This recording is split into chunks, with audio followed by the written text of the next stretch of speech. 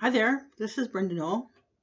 In the past, if you wanted to create digital artwork, you had to use clunky graphics tablets that were frustrating, sensitive, and imprecise to use. Unless, of course, you have a $2,000 to $3,000 for a high-end graphics tablet. Well, not anymore.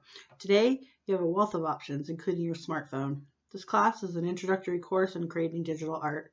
We will explore tools, software, digital art jargon, basic skills that you will want to have and understand no matter what tools and software you're using. We will talk about the best formats to save your digital artwork in and why, and finally what you can do with the artwork you create. This is an introductory course, the first in a series of digital art courses I will be developing for my Skillshare students. If this sounds good to you, enroll and start this course today. See you in the first module. Bye.